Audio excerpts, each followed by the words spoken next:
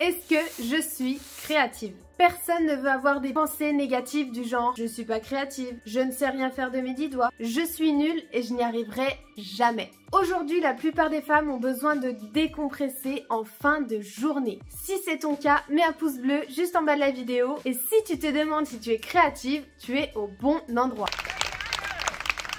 Selon un article d'Aesio, 53% des Français se disent créatifs et la moitié se disent non créatifs. Pourtant, 93% d'entre eux considèrent que les loisirs créatifs sont des sources de bien-être. 1. Ils favorisent la concentration. 2. Ils réduisent le stress. 3. Ils expriment votre créativité et vos émotions. 4. Ils développent la dextérité. Et 5. Ils améliorent la confiance en vous. En étant créatif, tu vas avoir un moyen concret pour lâcher prise en fin de journée. Et on va voir une méthode en 3 étapes pour allumer ta flamme créative de manière immédiate. Hello, c'est Laura, bienvenue à ton rendez-vous créatif. Le meilleur endroit pour stimuler ton potentiel créatif avec des techniques de peinture uniques spécialement conçues pour ton besoin de lâcher prise en fin de journée. Abonne-toi et clique sur la cloche pour ne pas louper ton rendez-vous créatif chaque vendredi à 14 h.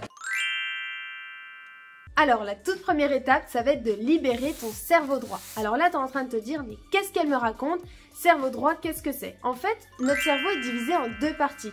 Il y a l'hémisphère droit et l'hémisphère gauche. Et la créativité part de là. La créativité part de l'hémisphère droit. C'est important de faire marcher ton cerveau droit.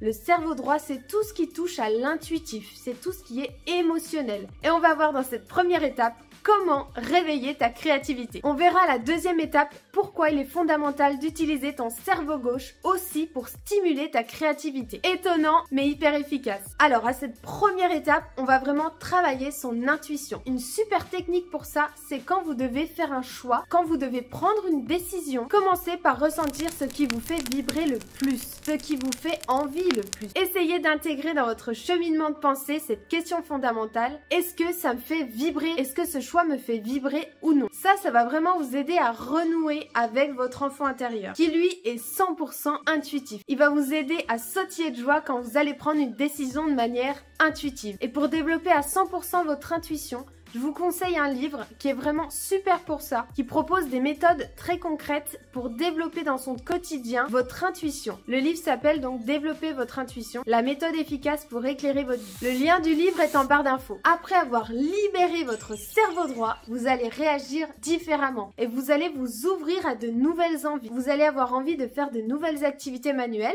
et on va voir comment apprivoiser et stimuler ces nouvelles envies créatives dans la dernière étape. Mais avant, on va voir pourquoi c'est essentiel de se servir de son cerveau gauche pour stimuler sa créativité. Deuxième étape, utiliser son cerveau gauche. Lui, l'hémisphère gauche, c'est le siège de la logique et de la rigueur. Donc c'est le rationnel, celui qui va t'aider à calculer, à raisonner. Et vous allez me dire, mais pourquoi mettre du rationnel? Pourquoi mettre du raisonnement dans une recherche de créativité, d'intuitif, d'émotionnel? Bah en fait, c'est tout simple. C'est parce que ton cerveau gauche va te servir à planifier ton rendez-vous créatif. Sans ton cerveau gauche, tu n'auras aucune régularité. Tu vas le faire une fois et tu vas abandonner. Ton cerveau gauche, il est là pour t'apporter de la discipline, de la rigueur dans ta pratique créative. Tu as besoin de pratiquer. Sans la pratique, tu n'y arriveras pas et tu vas baisser les bras sans même avoir fixé un rendez-vous créatif. Donc chaque semaine, tu vas planifier un rendez-vous avec toi-même, une activité manuelle et tu vas être régulière car c'est la clé. Grâce à ces rendez-vous créatifs réguliers avec toi-même, tu vas pouvoir améliorer ta confiance en toi. Parce qu'après chaque activité manuelle que tu vas faire, tu vas être fier de toi. Tu vas vraiment avoir un sentiment de satisfaction personnelle. Ça va vraiment monter en toi et tu vas être 100% aligné avec toi-même. Tu vas vraiment améliorer tes compétences, mais aussi ton état d'esprit. On va voir maintenant comment apprivoiser une activité manuelle telle que la peinture abstraite par exemple. Pour commencer ta pratique artistique comme la peinture abstraite par exemple, il va te falloir du matériel et fixer un rendez-vous créatif avec toi-même. Même si tu n'as aucune idée de comment commencer à peindre, la peinture abstraite, c'est le meilleur moyen pour stimuler ton potentiel créatif sans se limiter. C'est le meilleur moyen pour ne pas se lasser et continuer à avoir confiance en tes capacités. Pourquoi? Parce que les associations de couleurs sont infinies, les formes sont infinies, les outils sont infinis et ça ne te vide pas ton compte en banque.